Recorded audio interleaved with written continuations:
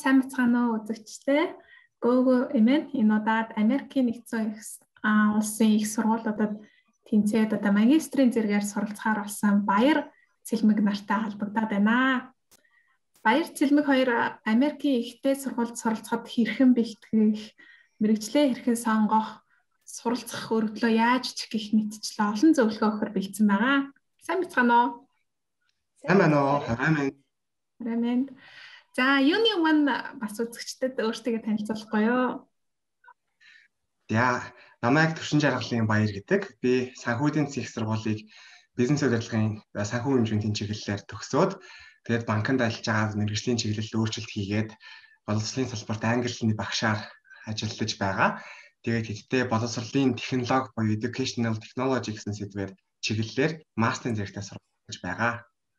За, сайн байцгаана уу? Намайг Цэлмэг гэдэг.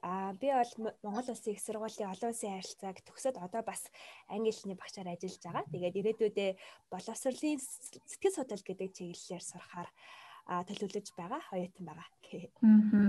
Та хоёр маань нэг нь Америкийн 10 сургууль тэнцсэн, нөгөө нь 6 сургууль тэнцсэн гэсэн. Ер нь ямар сургууль тэнцсэн бэ? Бас сургуулаа энэ дундаас яаж сонгосон бэ?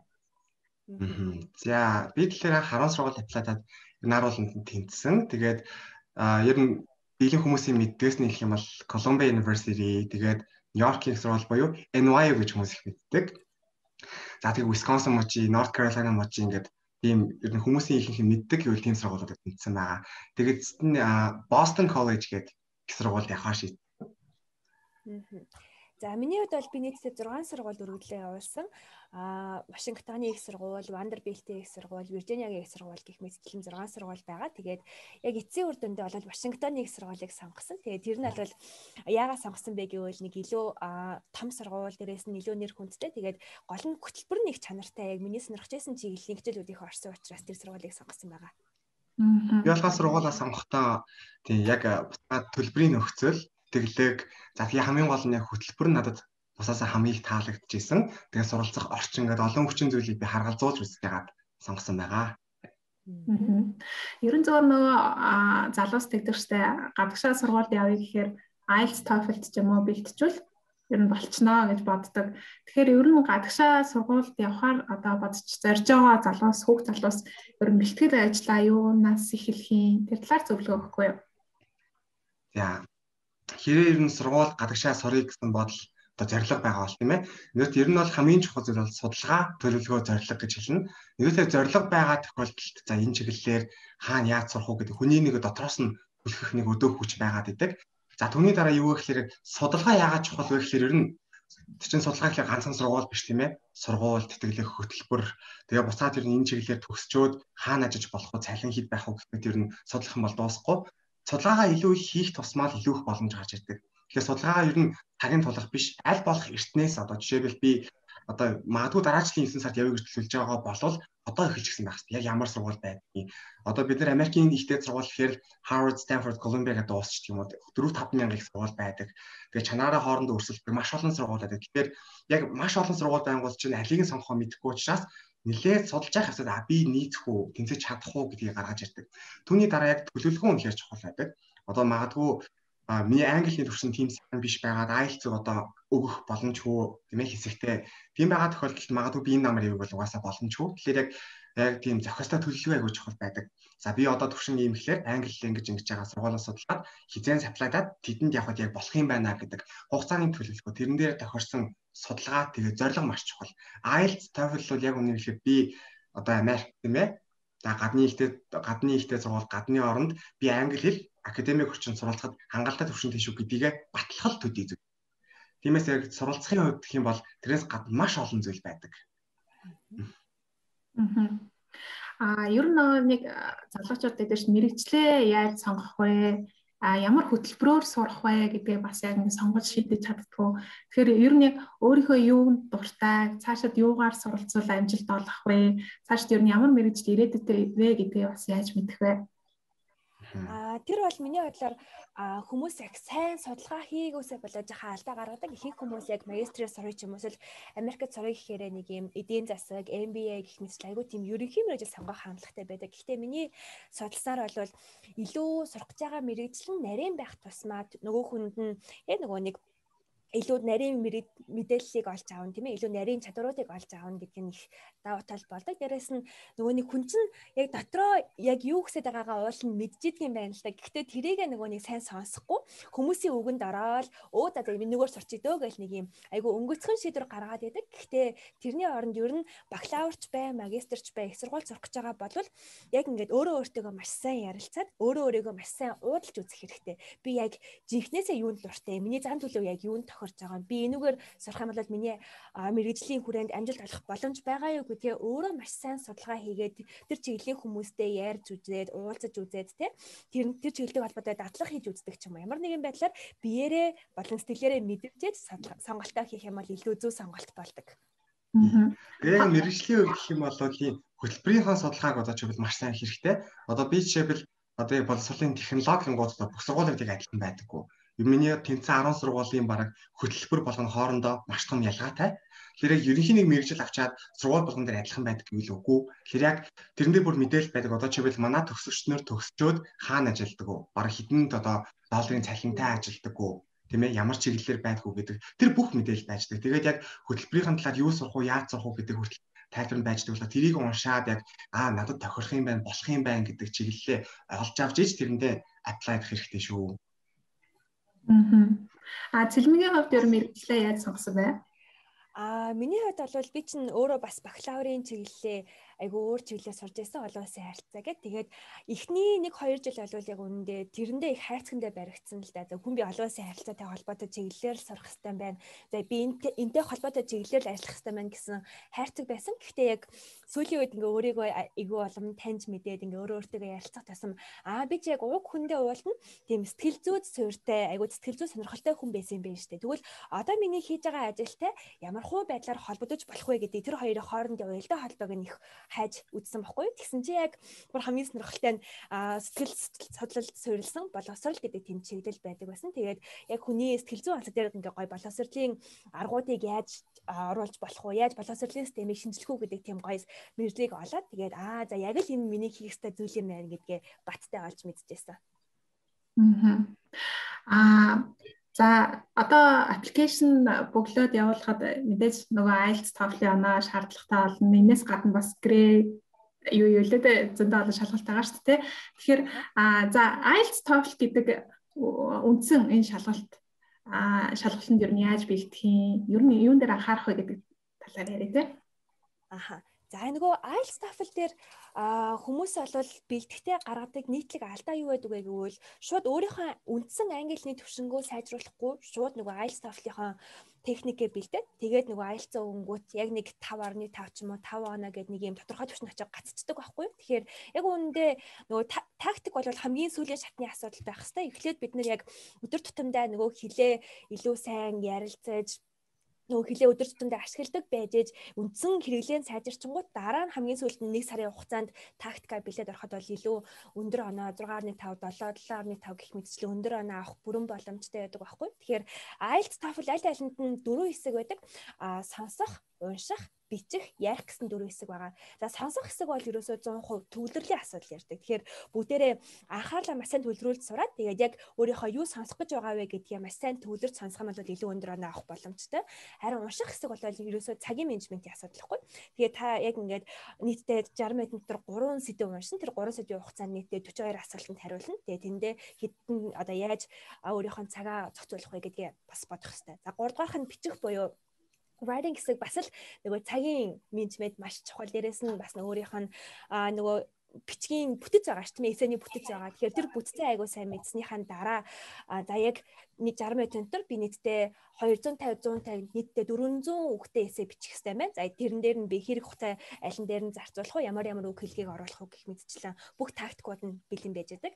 За сүүлийн хэсэг буюу ярих нь бол өөрөө маш тийм таны юу ярих нь чухал биш. Ерөөсөө яаж ярьж байгаа нь чухал аахгүй юу? Тэгэхээр хүний асуусан асуултанд нь маш тийм чөлөөтэйгээр энгийнээр яг ийм мэдгүй байсан ч гэсэн мэддэг юм шиг тийм ээ. Ингээд айгуу сайн чөлөөтэйгээр хариулахыг л хэлж байгаа.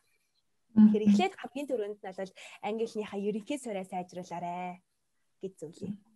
Ер нь одоо сургуульд бүртгүүлэхээс өмнө ер нь хэдэн сарын өмнө IELTS TOEFL-ийг шалгалт өгөх хэрэгтэй байдгийн. Дээрээс нөгөө IELTS-ийн шалгалтаа бүртгүүлэхээс өмнө бас нэг 10 сургуулаа олцсон байвал их зүгээр гэдэг гэж ярьж байсан тийм. Тийм. Дээр гэх юм бол яг хугацааны хувьд гэх юм бол бас тийм амар эртлээд өгч хэрэггүй. Одоо чивэл цэлмэг анх өгчөөд хангалттай оноо авсан мөртлөө тэр үедээ сургуульд явж амжихгүй саргаад хугацаанд дууссан.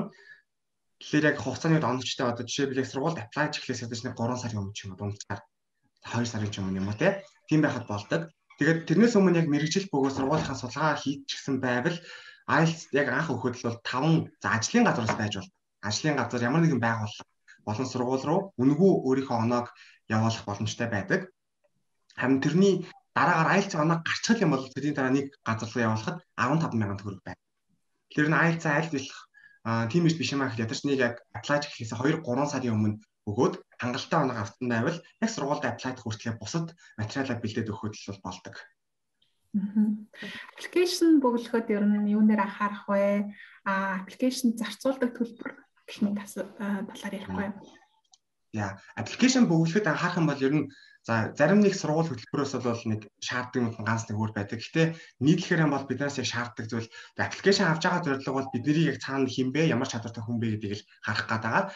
Харахад одоо жишээлбэл гол нь эссе байдаг, тодорхойлох загтлагууд, таны CV буюу товч намтар гэж байдаг тийм ээ. За тэгээд өмнө бакалавр тэрээс сурж исэн бол бакалаврын дипломны чинь хуулбар үнэлгээ гэдэг. За харин төлбөрийн хувьд гэх юм бол за ерөнхийдөө бол бэлтгэлтэй байдаг. За нэг $30 ч байдаг, $60 ч байдаг, $100 ч байдаг. Гэхдээ ер нь дийлэнх бол нэг $85-аас $95 хавцаа apply хийхэд. Тэгээд бас эртхэн судалж ихэх юм бол энэс гадна тэрийг төлөхгүй байх бас боломж байдаг. Жишээлбэл яг application төлбөрийг төлөе гэхээр одоо миний хувьд санхүүгийн хувьд хүндрэлтэй байна гэдэг нэг цуцаж өгөөч гэсэн хүсэл буюу эсэ бичээд гэхдээ гол нь тэр нь нэлээд цагийн хувьд өмнө байх хэрэгтэй. Одоо application одоо хугацаанд дуусгаж яхад тийм болвол тэрийг гол нь шүүгээд бараг 2-7 хоногоос 1 сар болж иж шийдэн гардаг учраас аль болох эртний сургуулиас судалсан байвал төлбөрийн төлөхгүй байх хүсэл тавиад явхад зарим сургууль бол тийг зөвшөөрдөг, заримд нь бол бүр байдаггүй. Эсвэл зарим сургууль бүр төлбөргүй байдаг ч гэдэг тодорхой хугацаагаараа. Application бөглөөд явуулахад анхаарах зүйлийн талаар ярихгүй юу? Ер нь энэ дээр ингэж хүмүүс алддээ шүү ч гэдэг юм уу?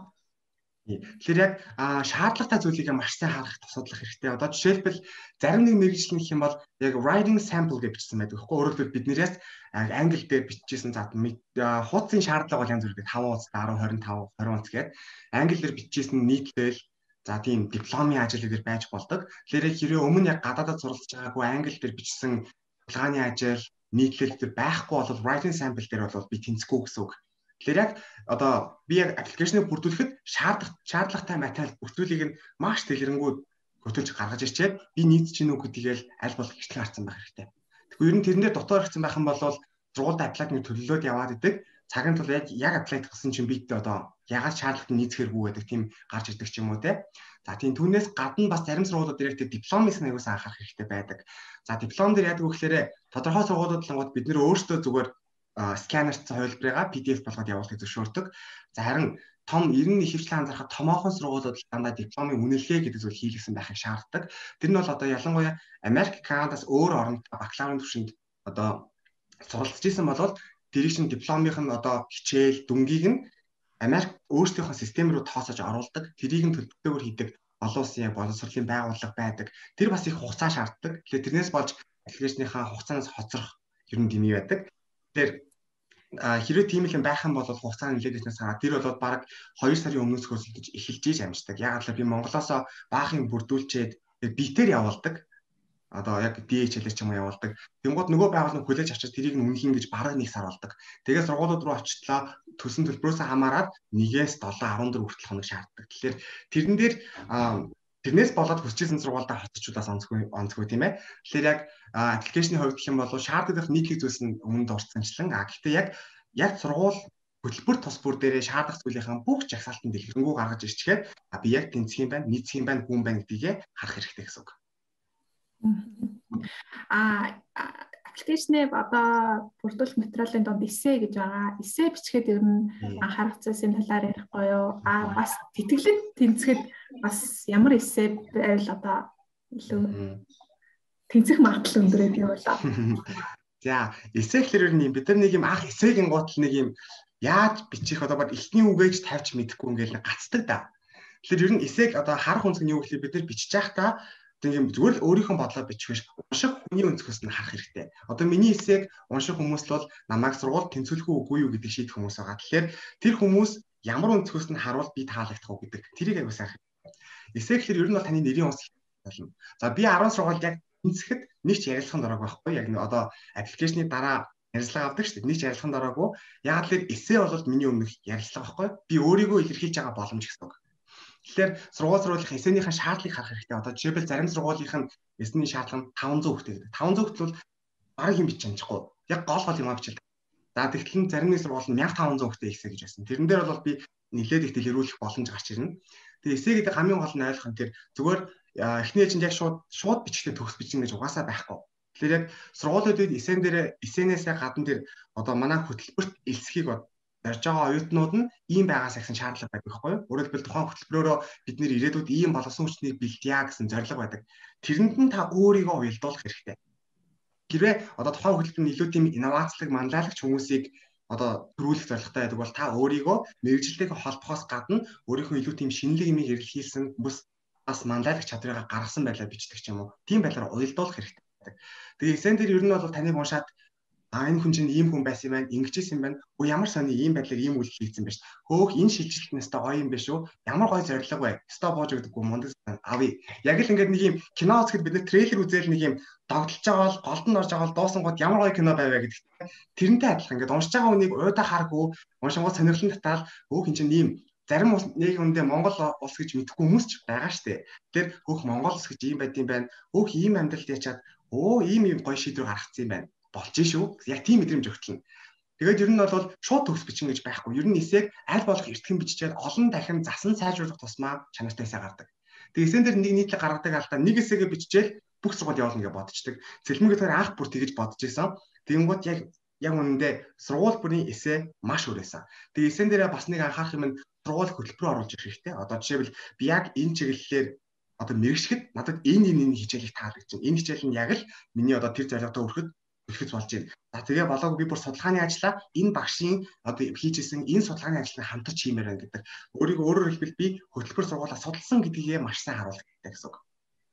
Ерөнхийдөө яг би өөрийгөө илэрхийлэх гэсэн юм тийм байдаг. Тэгээд нийтлэхээр болвол нэг дунджаар нэг 1-2 нур буюу 750 хавтаг болтыг 800 төгтөө нийтлэхээр тийм болчтой. Тэгээ нэг эсэ явуулдаг. Гэхдээ зарим сургуулиуд нь бол 2 эсэ шаарддаг. Одоо жишээл 1000 хүүхдээ 2 эсэ тийм ээ. Зорилго гэж нэг эсэ. Тэгэд миний өөрийн түүх гэсэн тусдаа эсэ байдаг ч юм уу.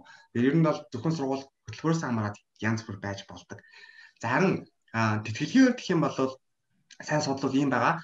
Зарим сургууль нөх юм бол та нэмэлт одоо жишээл тэтгэлэгтээ ямар ч юм хавсрах шаардлагагүй. Та анхандаа л манад ингээд дайтгал юм бол таны шууд давхар одоо тэтгэлэгт үнэлчин. Тэгээ боломжтой бол тэтгэлэг өгнө. Өгөхөөр бол тэдэн хувь байдаг гэдэг бүх юм тодорхой байдаг. Зарим нь болонгууд та апплайд чаад одоо тэнцсний дараа тэтгэлэгтээ апплайддаг. Эсвэл зарим сургууль нь бүр анх зэрэг хоёуланд нь апплайддаг. Тийм одоо сонголтууд байж байна. Тэгээд яг бичсэн байдаг яг бүтэн тэтгэлэг байдаг уу эсвэл хэсэгчиж өгдөг үү гэх юм. Тэгээд тэтгэлийн хариунд хүртэл хизээ гарах уу гэдэг мэдээлэл нь бүгд байдаг. Одоо жишээлбэл миний Columbia University болохоор анх апплайдахад таныг анх тэтгэлэгт бас харчнаа гэдэг. Тэгээ яг тэнцсэн гэсэн хариу гарах үед дараа нь яг танд одоо тэдэн долларын ч юм уу тэдэн хувийн тэтгэлэг өгнө гэдэг нь байсан. Харин Нью-Йоркийн сургууль NYU болонгот би аппликейшн тэтгэлэг хоёрт нь зэрэг аплайжсэн. Гэхдээ тусдаа бичсэн. Тэгээ тэнцсэн гэсэн хариу гарснаас 2-7 хоногийн дараа надад мэйлээр танд тэдэн долларын тэтгэх боломжтой байна гэж орж ирж байсан. Тэгэхээр яг тэтгэлэг гэхээр бас нэг ойлголтын зөрүү үүсгэх нь юу гэхээр тэтгэлэг гингууд намайг ингээд бүрэн тэтгээд би ямар ч зардалгүй сурчна гэдэг ч юм уу. Тийм ойлголт байгаад байдаг шүү. Гэхдээ ер нь бол тэтгэлэг гэдэг чинь зүгээр ер нь суралцуулахыг хүсэж байгаа оюутнуудаа төлбөрийн хувьд нь аль чадлаараа л хөнгөлж өгч байгаа тийм зүйл. Тэгэхээр заавал намайг 100% халбгүй төлбөрүүд төлөх бас өөр ямар нөхцөл хэмжүүд байна. Тэрийг маш сайн дээ. Тэгээд яг тэтгэлийн эсэ гэх юм бол нэр сургуулийн асуултаа цаараараа зарим сургууль нь болонгууд одоо жишээл та санхүүгийнхаа хэрэгцээ шаардлага хүү бичээрэй гэдэг байхгүй юу? Үнэхээр би суралцах санхүү одоо бэрхшээлтэй бай гэдэг. Харин зарим сургууль нэг юм бол зүгээр л та зорилгоо бичсэн. Яг та эсвэл манай сургуульд орж чаа та бас манай сургууль ямар хувь нэмэр оруулах гэсэн зүйл байсан. Тэгээд таны хитийн төгссний дараах зорилго гэсэн ийм хоёр асуулт байсан. Тэгэхээр яг л тэрэнд нь нийцүүлээд бичих болдог. Тодорхойлох загтлуудын талаар ярихгүй юу? Тодорхойлох загтлыг бас манай Монголд бол нэг тийм төгөөмөл асуудал байдаг шүү дээ. Өөрөө биччихээ гар хэсэг зорчих гэдэг. Тэгэхээр энэ тал дээр тийм хандлага бас ажилладаг. Тэгэхээр тодорхойлох загтлуудад ер нь анхаарах зүйлсийн талаар яриа л да. За нөгөө миний анзаарснаар бол Монголд яг хөө сүүлийн үед нэлээд тодорхойлох загтал гайгүй сайн бичиж өгдөг болчиход байгаа. Өмнө нь болохоор ерөнхийдөө байгууллагын захирлууд, сургуулийн зарим нэг багш нар бол чи өөрөө бичихгүй даа. Угаасаа би бичихгүй за байхгүй чи өөрөө биччихвэл би гарын үсэл зураад явуулчих гэж айгу хэлдэг. Гэхдээ үнэхээр өргөдлөө явуулж байгаа хүн өөрөө бэлтгэлээ маш сайн хангаад сургуулаа эртхэн сонгоцсон, зорилгоо эртхэн тодорхойлсон, эсээг эртхэн бичсэн байх үедээ сургууль руу материал явуулахаас нэг ойролцоогоор 2-3 сарын өмнө нөгөө хүнлэг холбогддог байхгүй. Тэгээд зүгээр л чи мэйл өччих шүү дээ. Ингээд уулзангуудаа за багшаа би бол яг ийм зорилгоор ийм сургууль руу явах гэж байгаа маа. Тэгээд энэ дээр болохоор та надад ийм мэдээллүүдийг ийм байдлаар бичээд өгөөрэй. Тэгэх юм бол би өөрийнхөө CV-н дээр ингэж оруулчихсан байгаа. Та ингэж бичээд өгөөрэй гэдэг яг ингээд өөрийнхөө CV, эссе бүх юмтай уялдаа холбоотой байх хэрэгтэй байхгүй. Зүгээр л нэг юм гинт нэг ганц зэрэгтэй ууийн хүн айгу мондөг хүн айгу гоё хүн гэл ингээл нэг юм ерөнхий байдал тодорхойлчих юм бол айгу буруу болчдаг. Тэгэхээр яг ийм тодорхой таны талаар түүхтэй, дээрээс нь баримттай, нотлогоотой. Тэнгүүдээ яг аль биесний имэйл хаягтай хүн таныг тодорхойлдог. Таныг айгу сайн таньдаг. Тэгээд нөгөө нэг хүмүүсийн батныг алдаа байдаг юу вэ гэвэл илүү одоо байгууллагын захирал, сургуулийн захирал ч юм аюу тийм алдартай, нэр хүндтэй, өндөр албан тушаалтай байх тусмаа аюу сайн тэнцэх магадлалд нь нөлөөлнө гэж боддог. Гэхдээ энэ бол худлаа яг үнэндээ таныг илүү сайн мэддэг, тантай илүү сайн ажиллаж үзэжсэн, таныг хувь хүн талаас нь аюу сайн таньдаг хүн байх юм бол илүү чанартай захирал болдог шүү гэж хэлмээр байна. Тэгээд яаж захирал бичиг хүнээсээ асуух хэрэгтэй вэ гэвэл ерөнхийдөө бол хүсэл тавихтаа эхлээд цагийн 50 өгөх ёстой. Ингээд 2 сарын хугацаа байна, 3 сарын хугацаа байгаа гэд хэлэх ёстой. Тэгэхгүй бол зарим хүмүүс багшаа би маргааш өргөдлөө явуул та гэлж бичээд өгч гээл нэг амар яруу сандруу хүсэл тавьдаг. Тэгэхээр чи нөгөө хүндээ л гэсэн тохгүй штэ тийм ээ. Тэгэхээр өөрөө айгуу сайн хүсэлтэй зөв тавих ёстой, хугацаагаа зөв өгөх ёстой. 3 дугаарх нь та өөрийнхөө талаар бичүүлэх гэж байгаа мэдээлэлээ имэйлээр болон эсээгээр CV-гээр бүгднийг нэг нэгэнгүү хангах ёстой байхгүй. Тэгэхгүй бол та зүгээр намайг бодож байгаа биччихээ гэх юм бол нөгөө хүн чи яг үндэ хэдэн мянган хүнтэй харьцаж байгаа штэ. Зөвхөн таныг мэдээд явахгүй шүү дээ. Тэгэхээр нөгөө хүндээ илүү амархан болгохын тулд мэдээлэлээр бүр хангах хэрэгтэй. 3 дугаарх нь бол тэгээд юу яачаа 5 сургууль 10 сургуульд материал явуулах байгаа юм чинь нэгээр нь хүнээрээ одоо сургууль руугаа апплод хийлгүүлэх чинь жоохон хэцүү байдаг байхгүй. Тэгэхээр яг тодорхойлох цагтлуудаа нэг бичүүлж авчингуудаа та өөрөө хянаад тэгээд сургуулийнхаа нэр хаяг болгоноор нь өөрчилж ингээ хадгалчингуудаа за та одоо яг нэг өдөр суугаад л манай 5 сургууль руу материал явуулаад өгчөөрэй. Ингээ тань өөр ямар нэгэн тийм түүх утахгүй гэдэг нэг юм айгүй эвтэхнэр хүсэл тавих юм бол хинч үгүй гэж хэлэхгүй. Тэгэхээр ер нь бас тодорхойлж байгаа хүмүүс ч гэсэн сонсож явах юм бол ер нь тийм ирээдүйн боловсон хүчиндээ гоё туслаад те ингээд гоё тодорхойлох цагтлыг бичиж өгдөг байгаарэ. Ер нь хүмүүстээ хэрэгтэй байдаг шүү. Энэ бол миний сургууль руугаа өргөдөл явуулахын бараг 20-30% эзэлдэг майгүй том үе шат байгаа. Тэгэхээр гоё цагтл бичиж өгөө, цагтл бичүүлж өгөөд нэг гоё соёлыг бас бий болгоол гоё те. Сайн дурын нөгөө үйл ажиллагаанд оролцож байсан бол бас тэр үедээ бас хамтарч ажиллаж байсан хүнээр тодорхойлол бас зүгээр гэж ярьж байсан те. Тэг нөгөө нэг бакалаврч бай, магистрч бай нийтдээ 2-3 хүнээс цагтл бичүүлэх шаардлага гардаг байхгүй. Тэгэхээр ер нь нэг нь бол заавалчгүй таны 10 жилийн юм их сургуулийн багш байх нь зүгээр байдаг. Нөгөөх нь бол таны яг одоогийн ажил хийж байгаа яг одоогийн одоо ахлах захирал ч юм уу таны удирдах албан тушаалтан байх хэрэгтэй. 3 дугаарх нь бол яг илүү таны сайн дурын ажил, нийгмийн тийм чиглэл рүү нийгмийн тийм сайн дурын ажлын хүн байвал их зүгээр байдаг. Сайн дурын ажил гэснээс одоо сургуульд apply хийхэд сайн дурын ажилд оролцсон байх тэдэн цаг гэж бүр ингэ заасан байдаг шүү дээ. Заасан ч яг хуу хичнээн цаг ажилласан бэ ч гэдэг юм уу нэг тийм асуулт байдаг. Тэгэхээр энэ тал дээр бас зөвлөгөө өгвөл ер нь хэдийн хугацаанаас өмнө бас ингэ сайн дурын ажил хийсэн байвал зүгээр гэдгийг хэлчихлээ. Ер нь Америкт өөрөө оюутнууд нь их сургуультай материалаа явуулахаас 3 жилийн өмнөөс дунджаар бэлдэж эхэлдэг. Тэгээ 3 жилийн өмнөөс өөрийнхөө CV, эссе, тэгээ сайн дурын ажил дээр ажиллаж эхэлдэг байхгүй. Тэгэхээр одоо Монгол хүүхдүүд болохоор айгуу тулгаж шийдвэрээ гаргангуудад тулгаж явах гад байдаг. Гэхдээ хэрвээ 10 жилийн хүүхдүүд сонсож байгаа юм бол сайн дурын ажлаа эртхэн хийж эхлээрээ. Тэгээд 2-3 жилийн туршлагатай байх тусмаа илүү давуу тал болдог. Ягаад гэвэл та чинь нэг 2 сарын сайн дурын ажил, 3 жилийн сайн дурын ажил хоёр чинь шал өөр ахгүй юу? Тэгэхээр та яг ингэ зөвхөн гэр сургууль, эсвэл ажил сургууль гэдээ яваад байдаг шээ. Би өөрийнхөө цаг зав болон хүч хөдөлмөрөө ингээд нийгмийн сайн сайхны төлөө бас хүмүүсийн төлөө зориулж чаддгаа гэдгээ маш сайн харуулах хэрэгтэй. Тэгээд та сайн дурын ажил хийн гэдэг нь зүгээр л нэг юу гэх юм. Одоо буруугаар хэлээгүй шүү. Асамжийн газар очингуудаа нэг удаа очингуудаа энэ миний сайн дурын ажил гэх юм бол жоохон өрөөсөө ойлголттой. Тэгэхээр та яг бус хүмүүстэйгээ хамтраад яг нийгэмдээ тустай таны ирээдүйн сурах гэж байгаа мэргэжилтэйгээ холбоотой ямар эерэг үр дүн гаргасан бэ? Ямар тийм үр дагаврыг гаргасан бэ гэдэг чинь хамгийн чухал байдаг. Тэгэхээр сайн дурын ажил гэхээр заавалчгүй нэг юм байгууллагын харьяа байх ёстой гэсэн үг бол биш. Ихэвчлэн 10 жилийн сургууль, их сургууль байхдаа нөгөө нэг клубд хамрагддаг шүү дээ, тийм ээ? Сургуулийнхаа 10 жилийнхаа клубд хамрагдаад тэр оюутнуудтайгаа өөрөө ингээд би тэр хүүхдүүдийг ийм санаачлаг гаргангуудаа бид нар хамтдаа ийм зүйлийг хийсэн, ийм үр дүн гаргасан гэдэг нь бас сайн дурын ажлын нэг хэсэг байж болдог. За, аппликейшн явлаа. Сургуультай тэнцлээ. Аппликейшны хувьд бол тэнцвчлээ. Ярилцсан тамирыг урлаа гэхэд бас ярилцсандаа хэрхэн бэлдэх вэ гэдэг дээр зөвлөгөөвөл. За энэ дээр бол би нэгдээ 6 сургуулиасаа нэг сургуульд нь ярилцлага өгж исэн. Тэгээд тэр бол айгүй тийм том сургууль, амар тийм шалгуур өндөртэй сургууль байсан л та. Тэгээд хөтөлбөрийн онцлог байсан гэж магадгүй сургуулиа хөтөлбөрөөсөө хамаарад зарим нь ярилцлага аван, зарим нь ярилцлага авахгүй тохиолдлууд байдаг.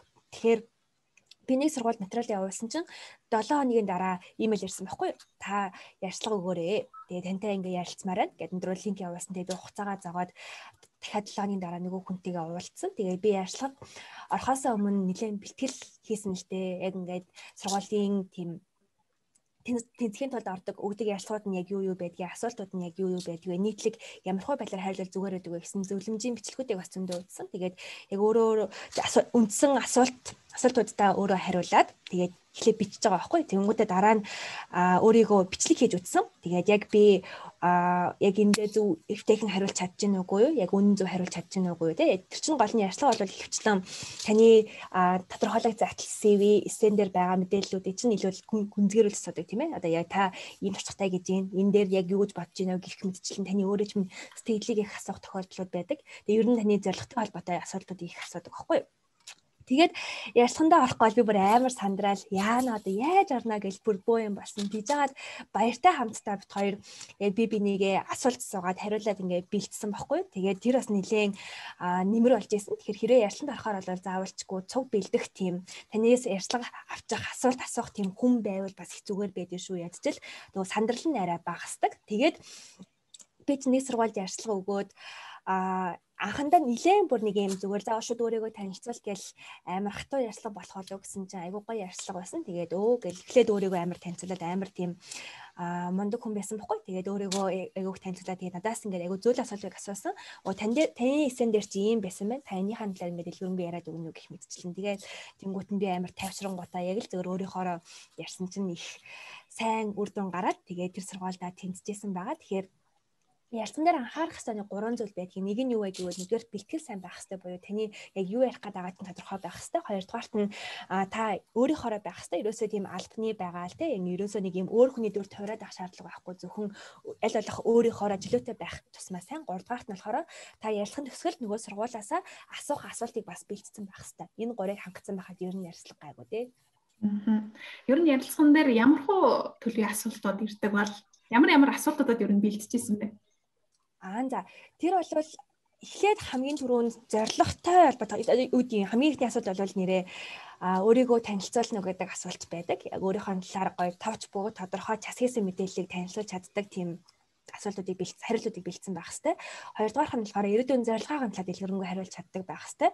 Гуравдугаарх нь болохоор таны өдийг хүртэл амьдрсан амьдрал чинь ирээдүйн зорилготой болон тэр сургуульд сурахтаа яаж холбогдож байгаа вэ гэдэг уялдаа холбоог аягүй сайн гаргаж өгдөг байх хэвээр. Дөрөвдүгээрх нь болохоор та яг энэ зорилгодоо хүрээд сургуулиас сурсныхаа дараа их орондоо буцаж очиад ч юм уу ер нь дараа нь яг юу хийх гэж байгаа вэ гэдэг тийм тодорхой төлөвлөгөө байвал их сайн байдаг. Тэрний талаар ер нь дэлгэрэнгүй асуултуудыг асууд юм дөө.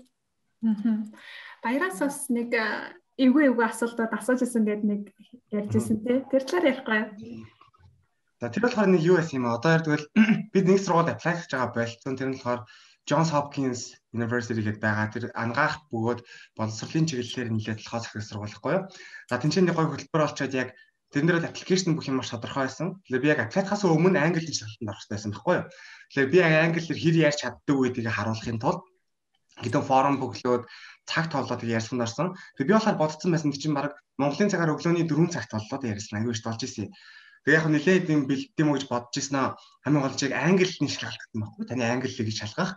Тэгэхээр нь ерөнхийдөө англиийн хэмжээ аюу бол колдж агаад дүрм ямар нэг юм асууд юм юу идэх юм байгаа ингээл таамаг байхгүй гол нь бэлдэхлээр тэгээ яг нэлээд бодож байгаа бол англиар зүгээр би өмнөх өдөр нэлээд дотроо зүгээр юм ярьж үзээд тэгээ listening хийж сонсгол нэлээд хийж агаад тэгээд орсны яг хөө ер нь гайг байх гэсэн тийм хөнгөн сэтгхүүтэй байсан чинь надаас маш эвгүй асуусан шууд одоо цэлмгийн орж ирсэнээс тал эсрэгээрээ маш нөхөрсөг бус царайтай хүн нөхөрсөг бус байдалтайгаар айгуу тийм ширүүн тэгэл сайн уу намайг тэр гэдэг чи баяр би чамаас 6 асуултсан тэгээ чи өөрөө хариулна 30 минут байгаа чам бүх юм ингээд маш формал тэгээд би шууд сандарч эхлэв. Гэсэн эхний асуулт нь гэх юм бол намайг чиний бакалаврын түвшинд эзэмшижсэн мэргэжил бүх хийжсэн ажил чинь өнөөгийн чинь нөхцөл байдалтай яаж уялдаад ирээдүйд зорилгоо тодорхойлох чинь яаж нөлөөлсөн бэ?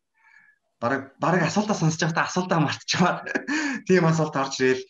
Тэгээд яг сандарсан байсныг хэлэхөө нэлээд жоохон сандалтай айцтай байжснаа айгуу даваа гарцсан. Тэгэл арийнхын асуулт нь болонгод чи англиэр ярихдаа ярихын тулд яадаг вэ? Англиар ярих орчноо хэрхэн бүрдүүлдэг вэ гэл. Ер нь бол тийм хизээч одоо жишээлбэл интернетээс одоо нийтлэг төгсмөл ярилцлагын асуулт гэж ухаад хадаад гарч ирэх хэрэггүй асуултууд байсан. Тэгээ нэлээд бодож байгаа бол юу лээ гэж сандарч байгаа тавилмаа. Тэгээ би анх хэлсэн байхгүй юу? Та маш формул байна. Тэгээ би сандраад нэгээд өөртөө хэлсэн. Тэгсэн чинь зүгээрээ л гэсэн. Тэгээ асууж байгаа асуулт ер нь зургуулаа маш эвгүй тийм чанга ерөөсө болж байгааг асуулт байсан. Тэгээл зарим дээр нь ч гэсэн би бол яг англиээс гадна яг юу ярих уу гэд гатцсан үе байсан. Тэгээл за яг тэнцэхгүй бол хамаахгүй тэнсэн ч тэр их гэж өөрийнхөө үйсэн яриад дуусгасан. Тэгээд 6 асуултанд чинь баг 30 минут хамгийн 30 минутын туршлагаас сандарсараа байгаа гэж хэлсэн. Басан тэгээ гол нь яг англиний мэдлэг шалгах байсан болоод тэрийн гайгууд авцсан баг. Тэгээд та английн шалгалтанд авцсан араас нь бүртгүүлж болно гэсэн мэйл тухайн өдөртөө нэг 6-7 цагийн дараа хүрээд ирсэн. Тэгэхээр ер нь бол таамаглахын аргагүй л гэдэм билээ яриасан. За сургуультай тэнцсэн хариу авч исэн тэр үе одоо дурсахгүй те сэтгэл их хөдлөжсэн байна. Анх ингэсэн цэлмэгт хоёр чинь ер нь Америкийн сургуулиудад нэг 11 сарын сүүлээр нь apply хийхэлчээ тэг хүлээж агаад миний хамгийн ихний хариу болохоор 1 сарын 11-нд ирчихсэн байхгүй. 1 сарын 12-нд болчоод би өглөө 6 цагт л сэрчээд ингээд дөнгөж маш нойрон байлтайгаар авцсныхаа имэйлээ ингээд орсон чинь нэг юм харагдахгүй жагаад refresh дарсан чинь баахан мэйл ирсэн. Тин чи яг миний баг хамгийн ихэнд гарах гэж үлээсэн сургууль байсан. Тэгээд хамгийн ихний чинь маш гоё юм байл шүү дээ. Тэгэл хүүх ямар гоё юм бэ гээл яг тэр уг нь айгүй хойд 20 секунд л болно шүү дээ. Мэйл дээрээ дараад орох юм дээр. Тэгэл мэйл дээр дараад орохсон чинь интернет ямар ч удаан ш тийм ингээл цаг бүр явж өгөхгүй. Тэгээ план хийхээр цаг явдаггүй үт шиг хариу гаргах чинь хэцүү. Тэгэл хүлээж аваачаад congratulations л гараад ирэн. За баяр хүргэегээл тэрийг хараад тайвшин доош нь жоохон байж байгаа тайвшиж байгаа доош чинь.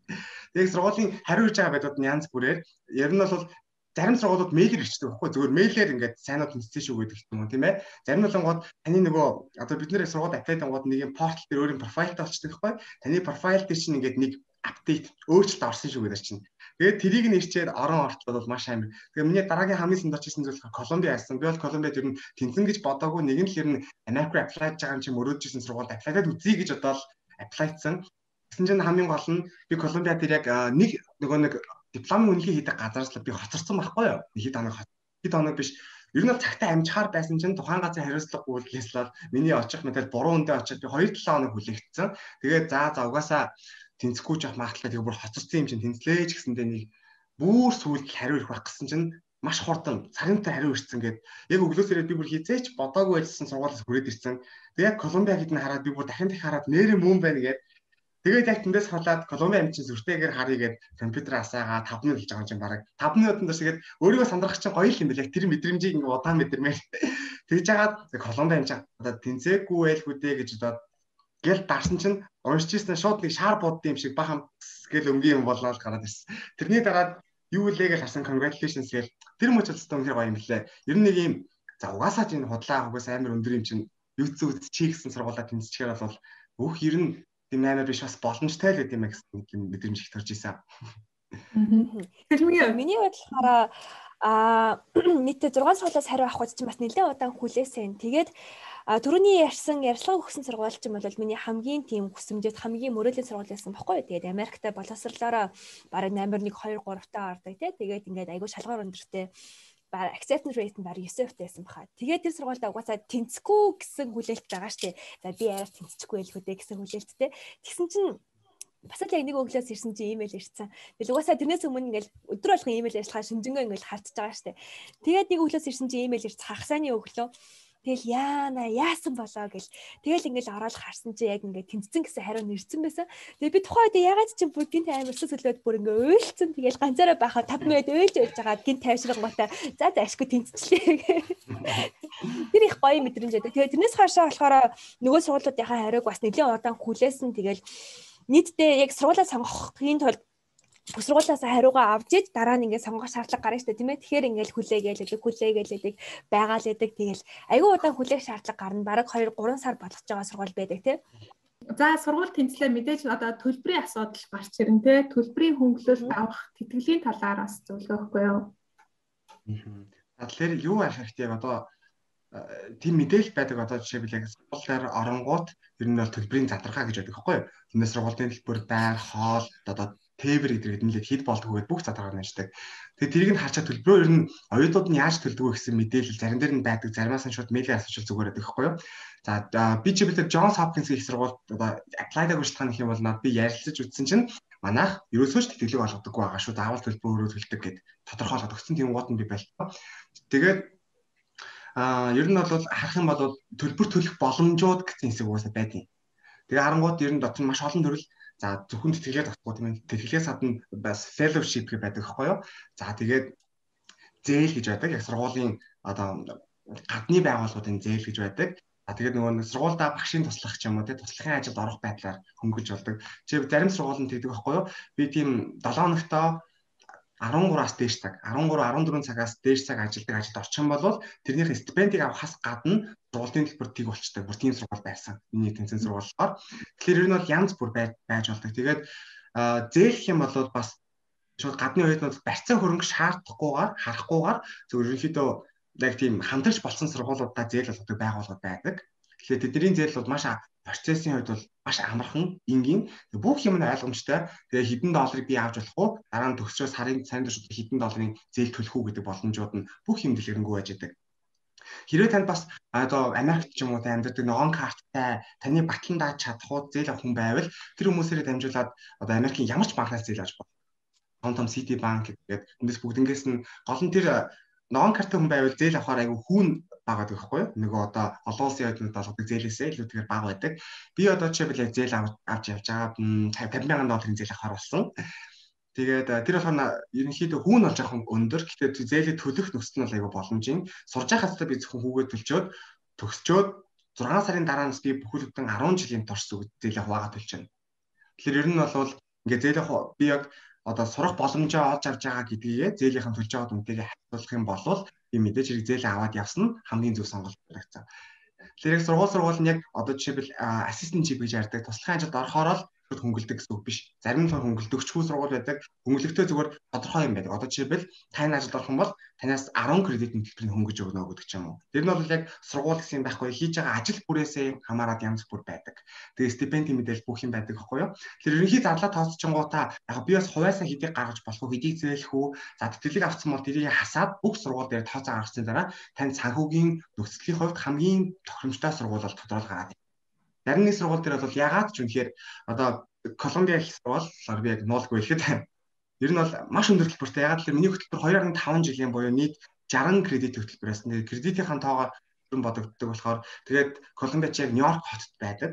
Тэнгуут Нью-Йорк хот ч өртөг бол маш өндөртэй. Тэгээд Колумбиагийн зардал бол угаасаа ярилтгүй өндөр болж ирсэн байхгүй юу? Тэгээд яг тэндээс тэр зардал дээр нэмээд яг Колумбиагийн надад өгж байгаа тэтгэлэг тэгээд би буцаагаад авах боломжтой зээл гэд харангуйтлал миний хувьд ягааш тохиромжтой бол сонголт биш байсан.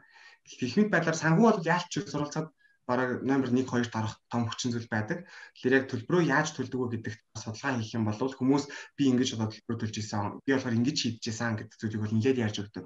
Хамгийн гол нь бидний чинь эцсийн зорилго чинь сурах юм чинь төлбөрийн асуудлыг бол та мөрөөдлийн сургуулиас сурч байгаа бол яаж иж байгаа шийдэх гэвэл арга нь бол байдаг. Тэгээс гадны зүгээр одоо нэг шаардлага хангасан хүмүүстээ өгдөг тэтгэлэг гэж байдаг байхгүй юу? $5,000, $2,000, зарим нь $15,000 гэдэг юм уу те. Тэр нь бол маш олон төрлийн сангууд байдаг. Одоо манайд чинь тэтгэлэг өгдөг зориг сан гэдэг л байдаг ш. Тэрнтэй адилхан олон төрлийн сангууд. Тэгээ шаардлагууд нь одоо зөвхөн эмэгтэйчүүдэд олгодог гэдэг ч юм уу те. Эсвэл за зөвхөн ийм одоо арьс гүйцэтгэх хүмүүст одоо зориулсан тэтгэлэг гэдэг ч юм олон төрлийн шалгуур байдаг. Яг тэр бүрийг нь судлаад үзэх юм бол ер нь бол дунднаас би тэнцэх боломжтой хэд бол гарч ирдэг. Ер нь бол яг нийгмийн сургуулиар хэлэхгүй одоо жишээлбэл Колумбиагийн сургууль цагийн дархан бол Obama Foundation гэдэг байхгүй юу? Барак Обамагийн тэр бол хэрэг та ер нь бол маш шаардлага өндөртэй, маш шалгуур өндөртэй. Гэхдээ тэнцэх юм бол та ямар санаа зовцолгүйгээр бүрэн даалгавар сурах боломжтой гэх мэт. Сургуулиас хамаарсан тэтгэлгүүд бас байдаг. Тэгэхээр эртнээс бас аягүй сайн судлах хэрэгтэй гэж хэлье. За тооны хувьд ер нь өөрсдийнхөө давуу талыг ер нь юу гэж харж ирсэн бэ? Сургууль явхад одоо тэнцэхэд давуу талаа. За нэгдүгээр яг одоо бодсон юм гэх юм бол мэрэгжлийн сонголт гэж магадгүй. Ягаад гэхээр яг бид нэлээд сайн мэрэгжлээ яг мэрэгжлээ сонгохдоо хүнд одоо өөртөө ярилцах хэрэгтэй гэсэн бид хоёр бол бие биендээ ярилцчихсан байхгүй юу? Ягаад ямар чиглэлээр суралцмаар ямар гэдэг талаа бие биенээс асуулт суугаад хариулаад тэгээд гол нь мэрэгжлийн сонголтоо бүр нэлээд дэлгэрэнгүй одоо нарийн болгож тэр бол их даваа тал болсон байх гэж бодъё. Тэгээ хоёрдугаар гэх юм бол ер нь өмнө одоо карьерийн үед хийж исэн шилжилтүүд одоо хүмүүсийг жоохон сонсож ирсэн байх л та. Одоо жишээлбэл бүх санхүүгээр төсөлтөө банкнд ажиллаж ирсэн гэнэ англи хэлний багш гэнэ үү гэдэг ч юм уу. Одоо уншсан хүмүүс дандаас асуудаг байхгүй яагаад гэдгийг гэдэг ч юм уу. Тэгээд тэр одоо өөрийнхөө амьдралаа туулж ирсэн шижилт хөдөлгөөнийг буцаагаад би өөрийнхөө зорилготойгоо маш гоё уяад өгсөн. Тэгээд ерөнхийдөө эсэйг унших юм бол айгүй өөдрөг өнгө харагдахаар байна. Тэгээд ер нь бол яг сургуулийнхаа нөгөө зорилгот нь айгүй сайн тохируулсан байгаа. Тэгээд яг сургуулиугаас л ийм боловсролчныг бэлтгэхийг зорж байгаа. Тэгээд намайг уншихад бол окей болох юм байна гэж хүмүүстэй төрсөн учраас хэлсэн байгаа шүү дээ. Тэгээс нэг эсээ тэрэн дээр давуу талаа маш ер нь сайн гаргах хэрэгтэй. Тэгэхээр одоо жишээлбэл Колумбиа их сургууль юм acceptance rate нь 5% байхгүй бараг 21-нд тэнцдэг гэдэг ч юм уу тийм. Тэгэхээр ер нь хөтөлбөр тус бүр дээр л 21-нд тэнцдэг гэсэн үг биш. Зүгээр сургуулийнхаа дундаж статистикээр л юм байгаа шүү дээ. Тэгэхээр хөтөлбөр чинь дэлгэрэнгүй байх тусмаа өрсөлдөөн илүү багатай болдог. Тэгэхээр тэртлийн судалгаагаа сайн хийж мэргэжлээ сайн сонгосон болохоор өөртөө их давуу тал болсон байхаа. За би бас нэг хоёр даваа талыг хэлж байна. Нэг нь болохоор бид хоёулаа ер нь оюутан байхаас ахуулаад айгүй нийгмийн эрхтэй оюутан байсан байхгүй юу?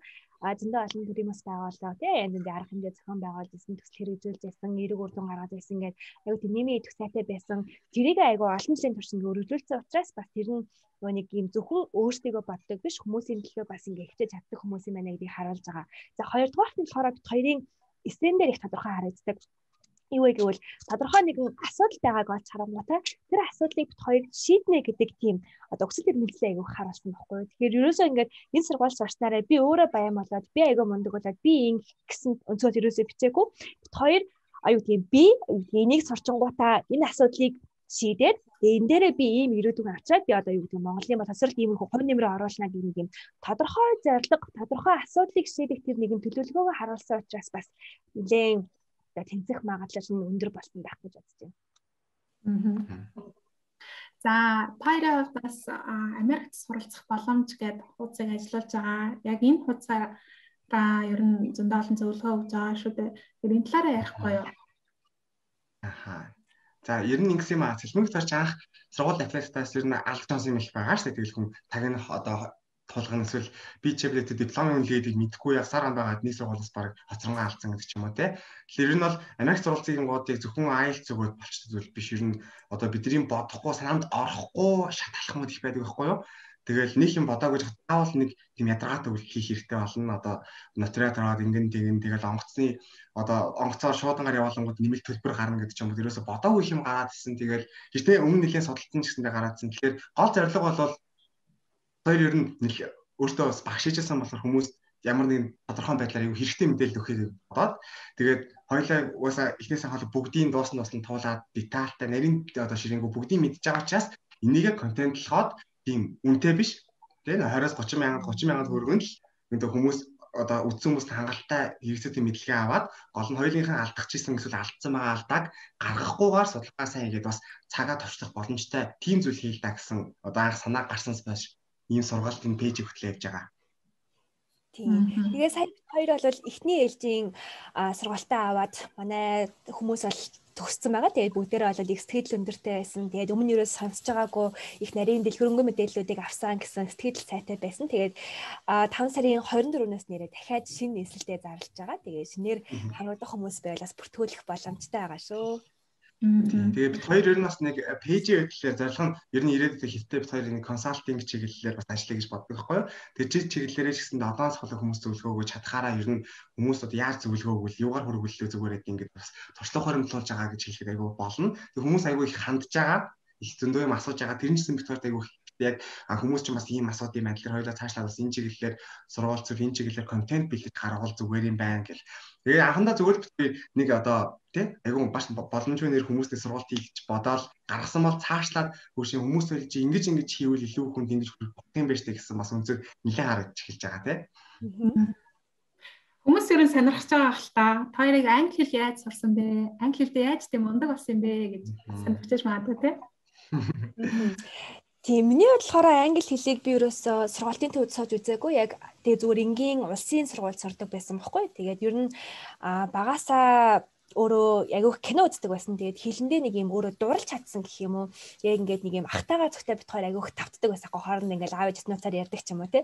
Тэгээд ийм багасаа дурлцсан. Тэгээд ингээд багаар ингээд сажиж явсаар агаад тэгээ өдөө хүртэл ингээд хүрцэн. Тэгээ уул нь би чинь шал өөр чиглэлийн мэрэгжилтэй хэрнээ ингээд яг эцсийн үр дүндээ явсаар агаад миний амьдралд ерөөсөө англи хэлтэй холбоогүй хийжсэн юу л даа баг байхгүй болчихж байгаа байхгүй. Тэгээ ер нь л за энэ миний үнэхээр сайн чаддаг зүйл, үнэхээр сайн хүмүүстэй хуваалцах болох зүйл юм байна гэдгийг олж мэдсэнсээ болоод улам илүү нэг юм нөгөө хэлэндээ ингээд дурлаад нэг юм хэлний авьяастай тэгээ бос хүмүүсийг ч гэсэн тэр ийм дурлсан мэдрэмжийг аваасаа гэж бас хүсдэг болохоор англи хэлний багш болж исэн төмтэй хөх. Яа, миний хувьд л чи англи дээр бас ер нь 10 жил ч юм уу нэг сайн байгаагүй. Ер нь нэг юм онцжил нэг юм юм мэддэг хүнтэй нэг яриа юу л нахаа ганц хоёр юм ярьчдаг. Тэсэн мөртлөө ерөөсөө мэдгүй юм ихтэй. Их сургууль тахта би яг нэг олимпиадад бэлдээд тэгээ гол нь олимпиадынхаа агуул хүрээнд нэлээд их унших материалсэн байхгүй юу? Англиар. Тэрийг ч юм ерөөсөө англиар гэж бодохгүй тэгээ баг одоо бүтэн мэдгүй байснасэндээ бүх үгэд нь талдаад ч хамаагүй гол нь би чинь баг өдрийн 24 цагийн баг 13 цагийн бараг тэр номыг л нохосож байгаа байхгүй юу. Тэгээ бараг 2 сарыг тэгж өнгөрөөж исэн. Тэгсэн чинь миний англиг сайжирсан байсан. Нэг мэдсэн чинь. Тэгээ би бодох нь яг хүн хэрэглэх аягүй хэрэгтэй. Одоо чи би чадахгүй байсан ч гэсэндээ тайлтаа зарим нь ойлгохгүй байсан гэсэндээ орхиод чамаагүй ойлгох гэж чигээл гүрийгээл тэр одоо ойлгохгүй байгаа зүйлийгээ би бүгднгийн нухах байдлаар ингээл ард нь гарах хичээгээд байгаа. Яг тэгээд чинь маш тузаан ер нь бол нийлээ бараг 1000 ус болсон байсан байхгүй юу. Олон байт. Тэгээ тэрний ард гарцсан чинь би бол миний ерөөсөө дараа нь гинт мэдэрсэн аягүй сайжирсан байсан. Тэгээ тэрний дараа ер нь ингээд ном уншаад юм уу те давхар кино үзэх аягүй сайжирдаг гэдгийг ойлгоцсныхаа дараа англиар өөрийнх нь дуртай номуудыг аваад тэгээд яг зарим одоо үнэхээр толмоос нэг зүгээс талтаад зарим үгийг хаваар хаяад гол нь өдөр тутамдаа ямар тааж толгоороо англиар юм оруулж гэж бодож эхэлсэн. Тэгчээд англиний багшаар бол би ерөөсөө гинти саанд орох байдал саанд оронгүй байдлаар ажиллаж эхэлсэн. Тэгээд англиг бүр илүү сайжруулсан ялч багш гэж боддог. Яа хүүхдүүдэд хичээл заахын тулд одоо чи бидний нэг тэгээ тодорхой хэмжээний мэдлэг өгөхийн тулд чамаахгүй би өөрөө тэрийг мэдчих хэрэгтэй гэдэг байднаас нэгнгээр нухаж бүгднгийн судлаа. Тэгээ хамгийн гол нь өдөр тутамдаа багшилж байгаа гэхэл өдөр тутамдаа англи чиглэх байдлаар нэлээд сайжирсан гэж боддог. Цэлмгийн хувьд бас нөгөө IELTS-ийн ярианы шалгалтандаа бэлтэж байхдаа та хоёр айгуу сайн хоорондоо бэлдсэн гэж ярьжсэн тийм. Тий.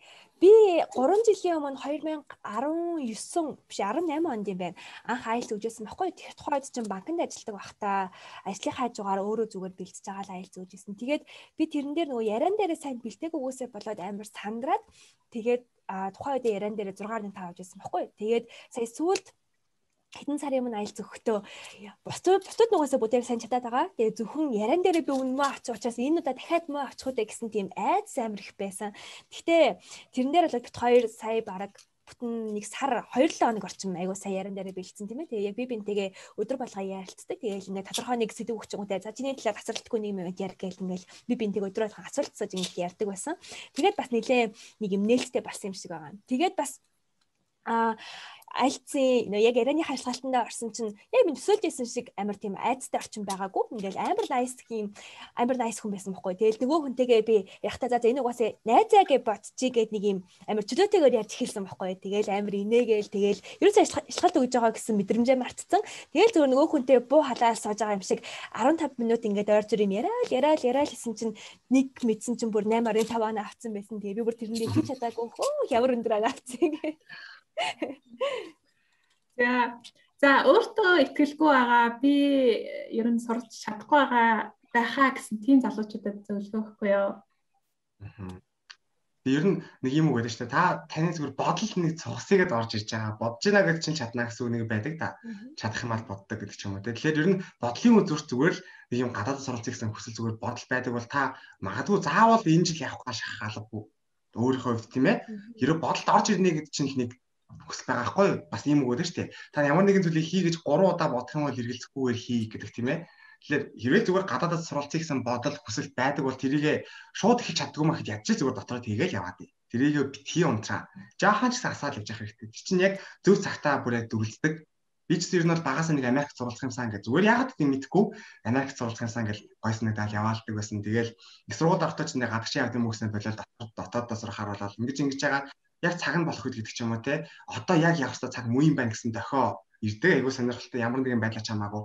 Тэр цагт угаасаа өмнө би юмаа бодож исэн тэр үлтгэхээр нөөргөө бэлджсэн болохоор хооёс ахуулаад би одоо ирж явахын тулд яах вэ гэдэг тэр бүх алхмаа тодорхойлоод хүмүүс явж чадаад байхад яагаад би чадахгүй гэж. Хамгийн гол бид нар чинь нэг юм одоо тий юу гэдгийг тэр мондо хүн би юм уу гэдэг ч юм уу өөрийгөө голох ямар ч хэрэг байхгүй шүү дээ. Ер нь бол өөрийгөө бусадтай харьцуулна гэдэг бол хамгийн утгагүй зүйл дандаа л өөрөө өөртөө харьцуулаад өөрийнхөө хувьд л ингээд нэг юм тань байгаалах хэрэгтэй шүү дээ. Бүр заавал тийм өөртөө хитрхи хатуу байгаад ч гэдэм юм тийм биш тийм ээ. Би гэдэг чи өөрөө ихтэй одоо дахин давтагдчих хүний ганц хүн байгаа тийм ээ. Тэрний адилаа таач гэсэн хинч гэсэн бүгд хинч дахин давтагдчихгүй. Магадгүй өнөөдөр таны найз өөр хүмүүс танаас илүү мундаг одоо явж байгаа харагддаг би гутарч иж болно гэдэг чинь зөвхөн өнөөдрийн үед өөр нэг хүний одоо харах өнцгийн үед та нэг ингээд бусдынхаа өөрийгөө л бусдаас дааварж хараад байгаа болохоос биш таны туулсан амьдрал дахин хизээж давтагдахгүй учраас тааж бай хинж бай Харвардад бай юунд ч тэнцэх боломжтой Америкийн хүссэн сургуульд явах боломжтой. Тэгэхээр гол нь яг л тэр одоо сургуулиуд чинь заавал ийм тийм гэсэн хизээж хөдөлшгүй тийм шаардлага байдаг байхгүй юу? Бүх хүнийг онцгой гэж үзээд таныг бүхэлд нь бүх талаас нь судалж үздэг. Тэгэхээр тэрэн дээр бол хамгийн гол нь өөрийгөө л голохгүй байх хэрэгтэй. Хамгийн гол нь өөрийгөө голохгүй яа гэм би нэг оролдоод үзье л та гэсэн нэг бодол төрж л байгаа бол оролдоод үзэх хэрэгтэй. Тэгж яхад явандаа нэг их хилцэн байхад нэг алхам юмгоо дараагийн алхам тодордог. Тэрийг юмгоо дараагийн алхам дахиад тодордог. Тэгэл нэг юм хийж ангууд чинь яг цаанаасаа л нэг юм юуны араас одоо хичээж байгаа гэсэн шиг боломжууд халах баг багаар нэгдэл. Тэгээд хамгийн гол нь анх эхлэхэд Америк яаж явна гэж ингээд харж байсан яг үнэхээр эргээ харангууд хэдхэн сарын өмнө гэхдээ нэг тийм сүртийн хийгээгүй шиг мөртлөө яг бодонгууд маш их юм тулцсан байдаг. Одоо жишээлбэл Сэлмэгэд хоёрт наах 11 сард 12 сар баг төхөөл за Америкийн сургууль судлыг гэл тэгж ингэж явж байгаад 1 сарын 10-нд би анхны сургуулийн хариу авчаал өнгөрсөн туусан хугацаа бодсон чинь яг нэг өнгөрсөн 3-4 сарыг маш сонирхолтой өнгөрсөн байсан. Хамгийн гол нь автаа цаг гэж байхгүй дандаа л нэг юм хийгээд тэгсэн мөртлөө тухайн үед нэг тийм одоо нэг юм олсон дээгүүр алхаж байгаа юм шиг тийм хэцүү мэдрэмж аваагүй зүгээр л хийх хэрэгтэй юм уу уртгаал нэг хийж байгаа юм шиг байсан. Гэтэ эргээ харангууд олон юмны арга гарцсан байдаг.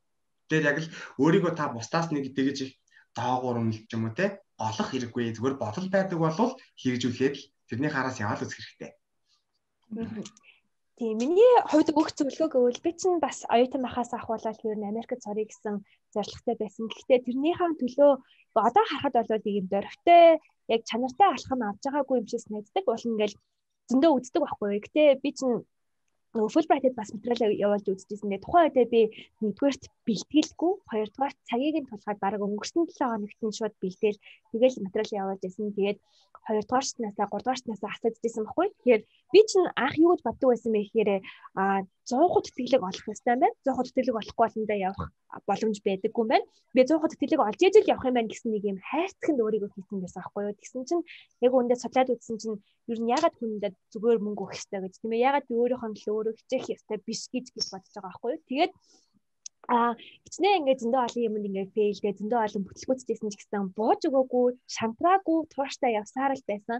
Тэгээд яг өнгөрсөн жил бүх ингээд юмныхын цаг хугацаа бүлдээд яг өөрөө бэлтгэлээ эрт төлөвлөж таарсан. Тэгээд яг өөрөө яг нэгнгүү алхмаа түрэн баярын хэлсэн шиг уртад яваад ангууд баг багаар ингээд зам нь тодорч эхэлдэг юм бэлээ. Өмнө нь л би ингээд хүн надад хийж өгөх хэрэгтэй юм шиг боддог байсан л одоо би яг өөрийнхөө ирээдүг өөрөө гартаа авах хэрэгтэй байна. Би өөрөө удирдах хэрэгтэй байна гэдгээ аягуулсаа ухамсарлцсан байсан бохоггүй. Тэгээд ингээд баг багаар урьдчилан явж исэн чинь заавалчгүй 100 хот дэглэг олохгүй байсан ч гэсэн надаа явах зөндөө боломжууд гарч ирж байгаа. Тэгээд тэр боломжууд гарч ирэх тусам дахиад өөр дараагийн алхмууд нь гарч ирж байгаа байхгүй юу. Тэгэхээр ерөөсөө битгий шантраарай. Ингээд одоохондоо тодорхойгүй харанхуй шээс нэгдэж байгаа ч гэсэн ирээдүйд ямар нэгэн гоё боломжууд гарч ирдэг. Тэгээ угаасаа итгэлтэй байгаарай. Та хичээх юм бол таны төлөө бус хүмүүс хорвоо ярьсан тэр чигээрээ хичээдэг шүү гэдгийг маш сайн санаарай гэж хэлье. Тэгээ бас нэг юм хэлэхэд нэг юм үг байдаг да. Хурдан явыг бол ганцаар яв, хол явыг гэвэл багаараа гэдэг шиг. Яг нэг сургууль ч юм уу явагс нэг зорилго хүрээнд яг бүх замыг хамтаа туулах тантай бүх санал номыг нийцдэг найзтай байвал маш зүгээр. Одоо жишээлбэл цэлмэгт хоёр яг хамтаа бэлдэж эхлээд хамтаа явсан тулдаа би бинийхээ анзаараад нэг нь одоо жишээлбэл гүнгийн чинь шантарна шүү дээ. Тэгэл нэг олон сургууль ботсон байж байгаа л нэг нь болохоо байгаа шантрангууд нөгөөх нь нормаар дэмждэг ч юм уу яг хонгиж хамтаар явснаар энэ нь бол ганцаар яваад л хизээж хүрхээргүй зүйл хүрх юм аа гэдгийг ойлгосон. Тэгэхээр яг зорилго нэгтийн найзтай болж аваад тэр найзтайгаа 100 цагаа олно гэж ярьдаг тийм ээ.